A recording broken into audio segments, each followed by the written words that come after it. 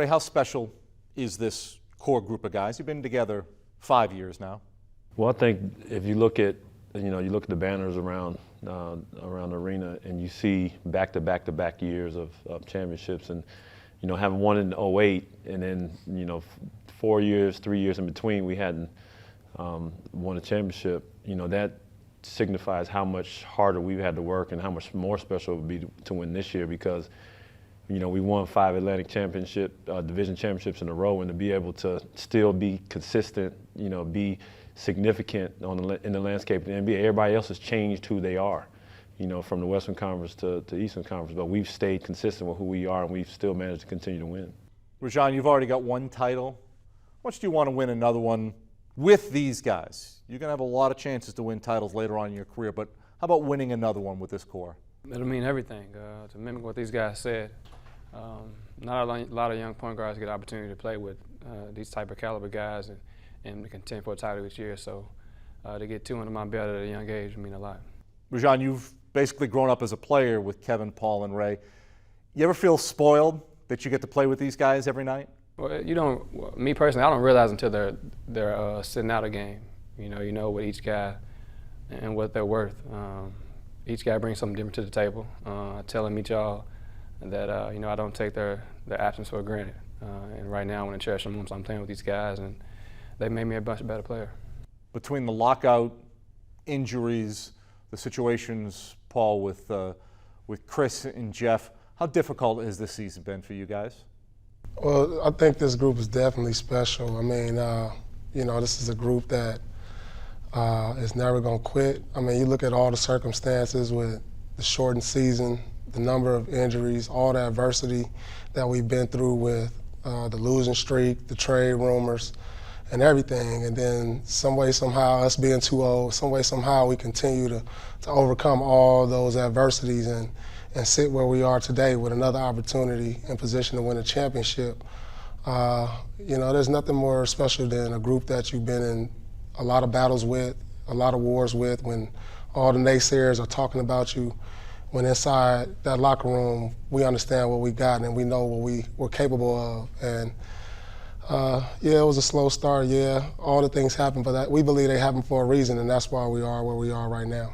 Every year we came into the season, every new season, somebody said, is this the last go? Is this the last run? And, it seems like yesterday when we were battling with Detroit and trying to figure out, do we have what it takes? Do we know what to expect down the stretch? And now it's 5 years later, and, the answer to those questions is we do know what to expect. We do understand what we're playing for.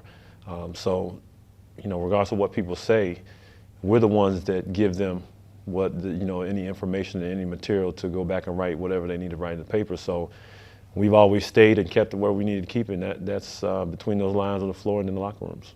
Kevin, with all the doubters out there, did that light a greater fire under you this season? What you have to understand, man, is that the 4 of us have dealt with criticism since we came into the league, individually, collectively.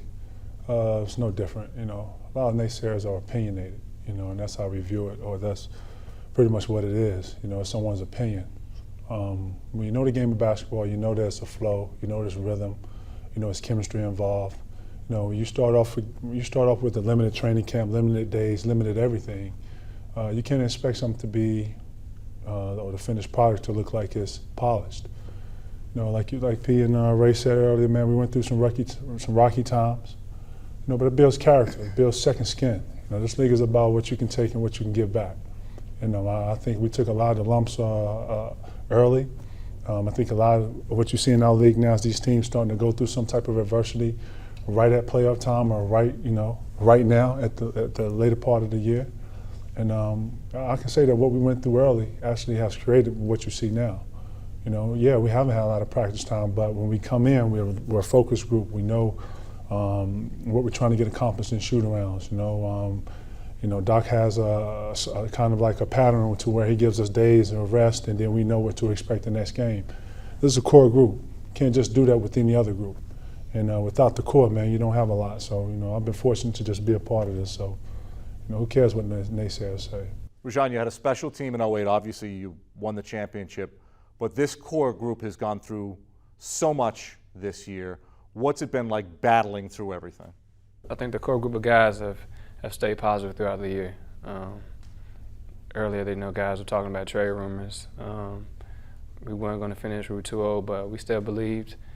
Doc brought us in the beginning of the year and asked if we can win the championship, and we all believed that we could. So that's been the goal moving forward since the beginning of the season, and we're still on that path to try to win a championship. Paul, can you imagine going through this season or any season without Doc? I think, he's the only coach that can pretty much deal with all this, this type of team. I mean, we have a lot of unique personalities, especially between us four. We're all different in our own way.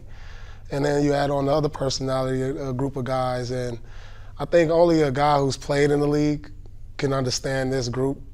Somebody else probably wouldn't be able to coach us and bring us together like we are each and every year with new groups of guys and, kind of just every year bring us together and mesh all our personalities. Kevin, you smile and laugh, but is there another coach who could coach this team like Doc Rivers? I don't think so. Pop maybe.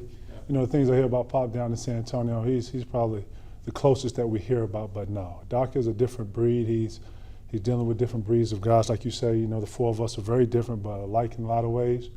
And we have other personalities in our locker room that are strong presence.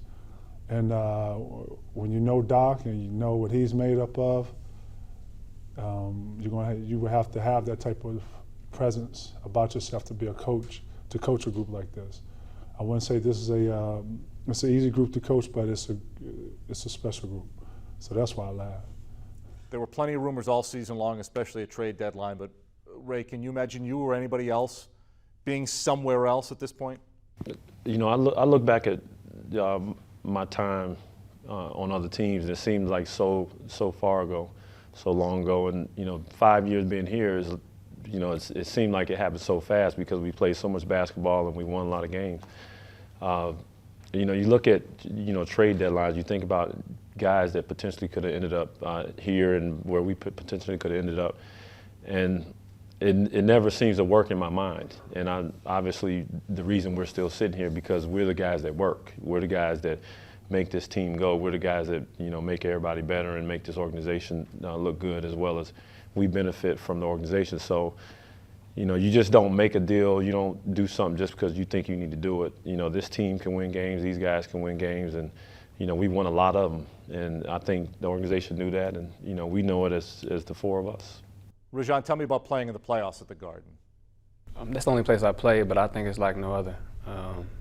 It's just a certain feeling that you get, a certain chill you get through your body when you play your first playoff game, every playoff game in the Garden. It's a certain excitement you get, a certain energy that just comes inside of you. You just want to perform well and do good for the fans and just for your teammates. They're always supportive. They've been here my entire career and been behind me my entire career. So we go out there every night and try to play as hard as we can. Kevin, you've been in a lot of buildings in April, May, and June. Why is the Garden, why does it top them all? It's the fans, man. Fans, like I've been in here as an opponent, and it feels like, what it is? It's like Fenway, man. If you ever been to Fenway, if a fans who've never been to Fenway, fans are on top of you there. And that's what it feels like when you come in here. From the moment you got 3-year-olds, 4-year-olds, 5-year-olds know the history of the game, know what your stats are, know what you shoot, know your team's record, et cetera, et cetera. And they're on top of you from the minute you come in here. The best thing about playing in Boston as an opponent is that the bus don't get to pull up and the people don't get to see you before the game until you hit the court. But as a player here, it's like sticking your head in the freezer, man. Seriously, like, it's a rush, man. This place is an adrenaline rush. We do a lot of meditation, a lot of distance from each other just so that we can keep a certain type of composure before the game. This place is as electric as it gets, man. I've yet to be somewhere. Maybe the music was a little louder or something, but as far as the people and the chanting and the stadium rocking, we in the back getting ready to come out and the place is rocking. No, we don't get that anywhere else. I've yet to be in the arena to where we was in the back and it felt like the hallway was shaking. No, I've yet to be in a place like that. Paul? I think for me it starts when I'm pulling up to the Garden. It's like, have you ever been downtown like during St. Patty's Day? Like, that's what it's like around the Garden during playoff time. I mean, you have people out there, outside, just, excited to get into the game. The weather's nice. The weather's good. Everybody is, you know, kind of like you just feel the anticipation. Just, you know, people are outside partying, tailgate, selling T-shirts. You know, got their beer cups. They're just ready for the game. And then you get inside. I just remember one of my first times ever playing in a playoff game. We were in the locker room, and all the way in the locker room, you heard the whole crowd saying, "Let's go Celtics." And I never heard that before, you know, in the locker room before a game. And it was just like, it kind of just brought chills to your body. And, you know, I've been to a lot of places on the road in the playoffs, a lot of buildings that people would consider intimidating, but I've never heard anything like that from the locker room. I've been in 2 other buildings, teams I played on, and you know, there's no comparison. You know, just like you know, these guys said, the fans, when they come into the building, it's almost like they're going to work. You know, they have that mentality like I'm in this game. You know, I'm about to have an impact on this game.